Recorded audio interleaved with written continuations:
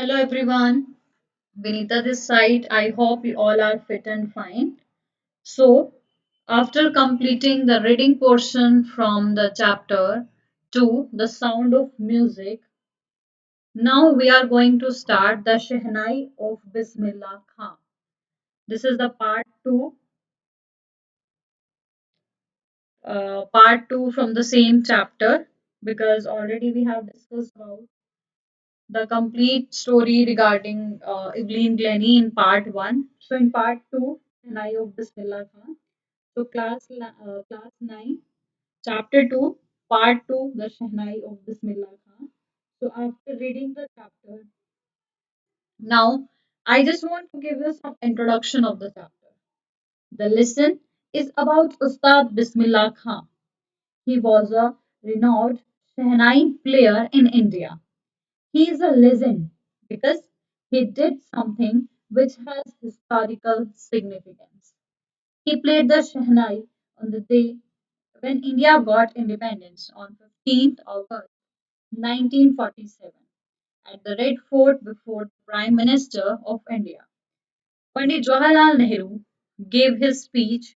Before that, Bismillah Khan played the Shehnai in the order to signify something auspicious for the whole country was about to happen because on that day India was about to get freedom. And so on that occasion, Bismillah Khan played the Shehnai, and so he is a legend. Bismillah Khan made a valuable contribution to the world of music through the Shehnai. For this, he was honored with India's highest civilian honor, the Bharat Ratna, in 2001. He hailed from a family of musicians. He improvised many new rags with the Shehnai and thus placed it among other classical musical instruments. He won awards on the international level too. The Mughal Emperor Aurangzeb banned the playing of the bangi in his royal court. He disliked the sound and so the bangi was termed as a noisemaker. A barber tried to improve the Pangi's tone. He got a hollow stem, wider and longer. Then the Pangi made 7 holes in it and below into it, closing and opening the holes. It produced soft and melodious music.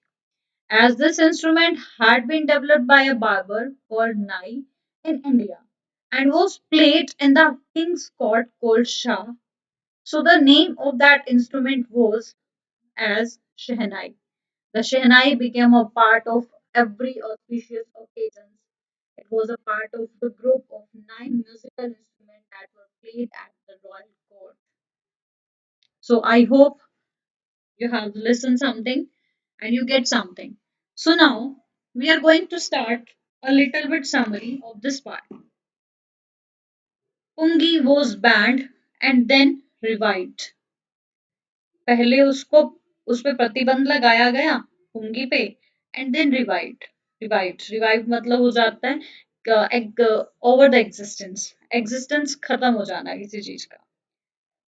So Emperor Aurangzeb had banned the playing of a musical instrument called pungi in the royal residence. Aurangzeb ने ban कर दिया था पुंगी नाम के musical instrument को royal राजघराने में. Why? Because it had a shrill and unpleasant sound. Because its sound is a very shrill and it was very unpleasant to hear. So a barber of a family of a professional musicians के घराने का family का एक barber नाई decided to improve the tonal quality of the pungi. He decided that as the pungi had shrill and unpleasant sound. So now I just want to improve the tonal quality of that musical instrument. He played the improved instrument before royalty and everyone was impressed. So as he played that instrument in front of the royalty, in front of all the members, which is that time in Shah's chamber. So when they listened, they were very impressed. They were very happy because अभी तक तो उनको habit थी पुंगी को सुनने की. That creates that we can say that to be a noise maker, and it creates shrill and unpleasant sound. So the instrument had to be given a new name. So now the tonal quality is to be changed. So everyone was impressed. So that instrument is very much different from pungi. So it was decided to give a new name to that instrument. So as the story goes, since it was first played in Shah's chambers and was played by a nai, ये सबसे पहले play की गई थी शाह के chamber में और किसने प्ले की थी बारबर ने. So that the instrument was named the Shehnai. इसलिए उस इंस्ट्रूमेंट का नाम क्या रख दिया गया, शहनाई रख दिया गया. So I think you will understand this, that Aurangzeb in the at the time of Aurangzeb, firstly Pungi was banned, and then it was revived because on that place, its place is to be taken by a new musical instrument named as Shehnai. And why that instrument is called Shehnai? Because it was first played in Shah's chamber and was played by a nai. So according to the story goes, the name of that instrument is Shehnai. Shah plus nai, Shehnai. I think you got it.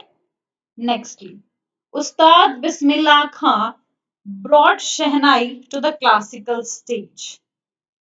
अब जहां तक अभी तक हमने पढ़ा, वहां तक हमने देखा कि शहनाई का नाम रखा.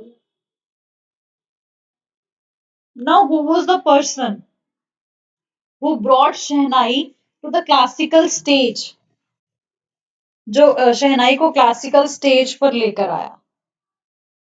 The sound of the shehnai began to be considered auspicious because Pungi's sound is very shrill and unpleasant. So when it start played by uh, Shah's chamber.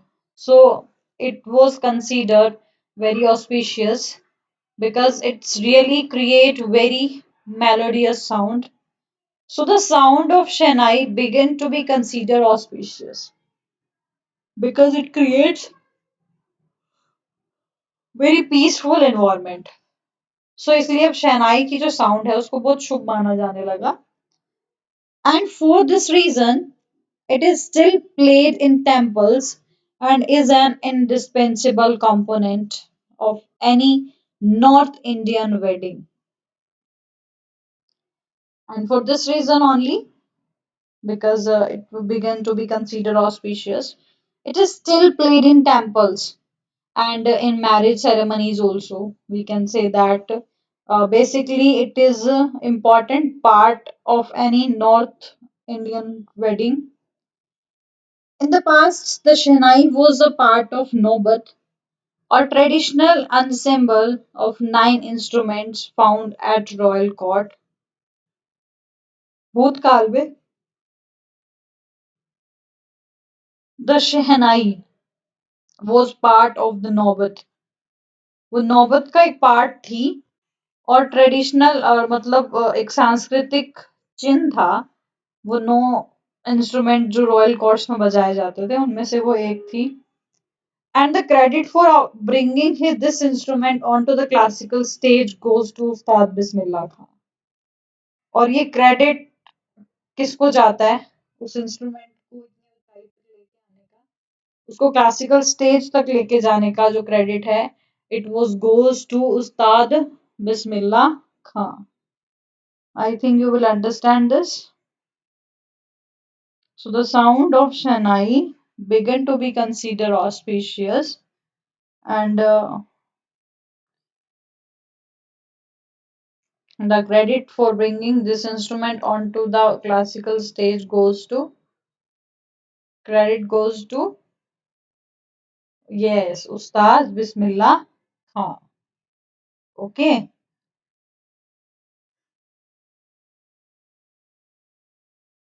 Music was in Bismillah Khan's blood. Music जो था वो बिस्मिल्लाह खां के खून में था. Bismillah belongs to a very well known family of musicians from Bihar. Bismillah belongs to a बिस्मिल्लाह एक बहुत ही famous जानी पहचानी म्यूजिशियन फैमिली जो बिहार में रहते थे उनसे बिलोंग करता था मतलब उनकी फैमिली का था. His grandfather, father, and other paternal ancestors were also great Shehnai players. उसके दादाजी, उसके पापा और उसके बाकी पूर्वज जो थे वो सभी शहनाई प्लेयर थे. And really, children, it was a very hard decision in front of you.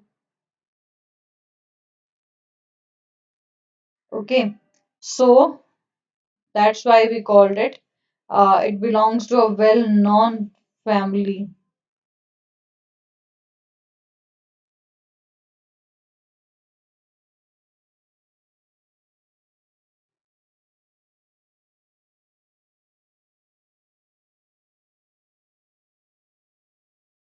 So his grandfather, his father, and other paternal ancestors were also related to the same profession. So they were all great Chennai players. Bismillah was fascinated at watching his uncles practicing the Shehnai. बिस्मिल्लाह जो था वो बहुत impressed हो गया जब उसने पहली बार अपने अंकल को प्रैक्टिस करते हुए देखा. He started accompanying his uncle Ali Baksh and slowly he getting lessons in our playing the instrument and would sit practicing throughout the day. He started accompanying his uncle. अब वो अपने uncle के साथ साथ रहता अली बख्श के साथ. And slowly he started getting lessons. धीरे धीरे उसने सीखना शुरू कर दिया how to play instrument and would sit practicing throughout the day. अब उसने प्रैक्टिस स्टार्ट कर दी, उसने लेसन्स लेने शुरू कर दिए कि कैसे बजाना है और धीरे धीरे करके उसने प्रैक्टिस करना स्टार्ट कर दिया पूरा पूरा दिन. The flowing waters of the Ganga inspired him to put together and create rags that were earlier considered to be beyond rag beyond rag of the sorry and then that were earlier considered to be belong that range of the Shehnai. The flowing उसने बोला है कि जो बहता हुआ पानी था गंगा का उसने उसको बहुत इंस्पायर किया क्रिएट करने में नए नए राग गीत जिनको शहनाई की रेंज में सबसे अव्वल नंबर पर माना जाने लगा. उसकी हर एक कंपोजिशन जो थी वो बहुत हिट होने लग गई. The bright future of Ustad Bismillah Khan. With the opening of All India Radio in Lucknow in 1938, तो 1938 में ऑल इंडिया रेडियो लखनऊ की शुरुआत हुई. So it came Bismillah's big break. तो उसका आना बिस्मिल्लाह के लिए एक सबसे बड़ा ब्रेक मिलना था मतलब एक बहुत बड़ी अपॉर्चुनिटी थी बिस्मिल्लाह खां के लिए. He soon became an often heard shehnai player on radio. वो बहुत अत्यधिक सुने जाने वाला जो चैनल था रेडियो का वो बन गया था. सबसे ज्यादा फेमस शहनाई प्लेयर जो है वो बन गया था. And when India gained independence on 15 अगस्त 1947, जब इंडिया को आजादी मिली 15 अगस्त 1947 पे, Bismillah Khan became the first Indian to greet the nation with this शहनाई. बिस्मिल्लाह खान जो थे वो पहले ऐसे हिंदुस्तानी बने जिन्होंने शहनाई से अपने देश का सम्मान किया था. Film director Vijay Bhatt was so impressed after hearing him play at a festival that he named a film after the instrument called गूंज उठी शहनाई. जो फिल्म डायरेक्टर थे विजय भट्ट वो सो इम्प्रेस्ड वो इतने इम्प्रेस्ड हुए after hearing him play at a festival. I don't think that कि only the one person was there at that time. So the Vijay Bhatt was so impressed hearing him play at a festival. एक festival पे उसको सुनकर वो बहुत impress हुए. That he named a film after the instrument. अब उसने उस इंस्ट्रूमेंट के नाम पे अपने फिल्म का नाम रख दिया गूंज उठी शहनाई. A renowned musician and a true Indian. Bismillah Khan became the first Indian to be invited to perform at the prestigious Lincoln Center Hall in the United States of America. Bismillah Khan became the first Indian to be invited.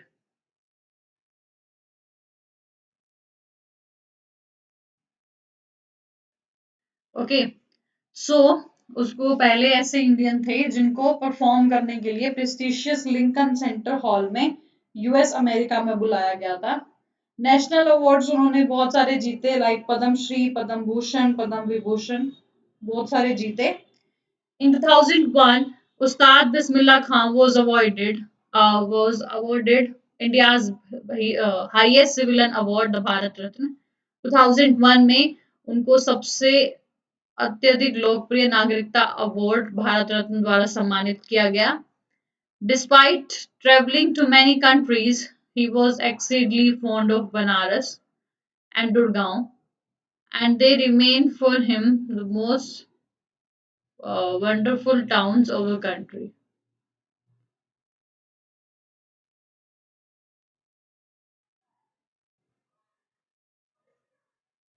Okay, then I hope you will understand it very much carefully. After getting Bharat Ratna, despite traveling to many countries, बहुत सारी countries में घूमने के बाद उनका जो शौक था वो सिर्फ वहीं रहना था बनारस में वाराणसी में या डुमराव में. And they remain for him the most wonderful towns of the world. और यही पूरी दुनिया में वो चाहे कहीं भी घूमे लेकिन ये तो उनके लिए सबसे वंडरफुल टाउन्स में से थे. He even refused a position in America, saying that he cannot find the Ganga again.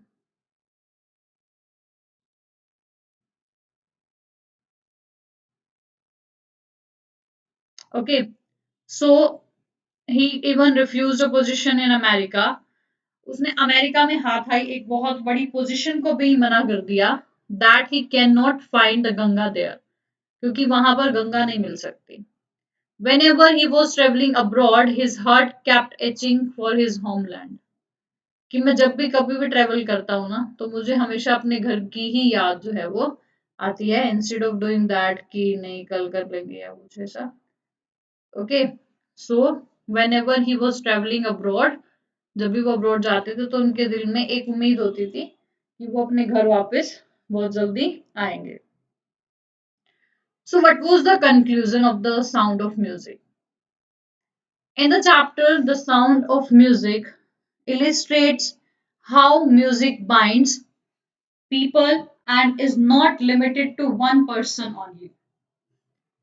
Sound of Music एक कहानी है which how music binds people कि कैसे लोग जो है वो म्यूजिक से बंधे हुए हैं and is not limited to one person और ये किसी एक लोग से जुड़ी हुई नहीं है. It is a universal language है that is loved and adored by people of different caste. कि suppose कि बिस्मिल्लाह खां he was completely he was we can say that Kattar Musalman, and then always in the morning time he used to go to temple Kashi Vishwanath Mandir and played Shehnai over there.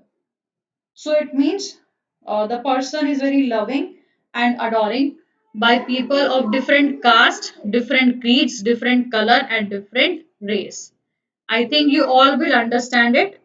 Now, after completing the summary, I just want to share something with you that who was the protagonist? Bismillah Khan was the protagonist of this chapter. Okay. Anything else you want to ask? Okay. So, if I'm just asking from you that if you work hard and know where you were going, you will get there. अगर तुम बहुत मेहनत करोगे और तुम जानते हो कि तुम्हें कहाँ जाना है, तो तुम एक दिन वहां जरूर पहुंचोगे. Says Evelyn Glennie. तो उन्होंने ऐसा क्यों बोला? What should be the answer? You have now read about two musicians, Evelyn Glennie and Ustad Bismillah Khan. Do you think that they have the work hard? They have both worked hard. They don't. Where did they want to go? Yes. So if I'm just talking about that, if we hard work, then know where we are going, and we will get there. So in my opinion, Evelyn Glennie and Bismillah Khan both worked hard to climb the ladder of the success. Evelyn turned deaf at a very young age, but her determination helped her fully to cream and dot and becoming a successful name. So, Evelyn Glennie and Ustad Bismillah Khan both worked hard to climb the ladder of success. दोनों ने ही बहुत hard work किया था. Evelyn turned deaf at a very young age. वो बहुत young age में बहरी हो गई थी. लेकिन जो उसका डिटर्मिनेशन था वो उसके बहुत काम आया. Yes, and we can say that about us if we are saying the same thing with Ustad Bismillah Khan. So he expressed his interest in music at a very young age. He was trained by his uncle and inspired by Lord the flowing waters of the Ganga. He practiced hard in solace of the temples. उन्होंने बहुत hard work किया दिन रात मंदिरों में जाकर पूजा अर्चना की. He improved and invented rags. उसने बहुत सारे राग को ठीक किया और उसको बनाया. His contribution successfully brought the Shehnai only the successful planes. Okay, so according to that, Bismillah Khan was awarded with many several national awards, including the highest civilian award in India, the Bharat Ratna. His accomplishment gave him words or wide recognition. So I hope you will understand this very much carefully. Okay. So thank you. Have a nice day.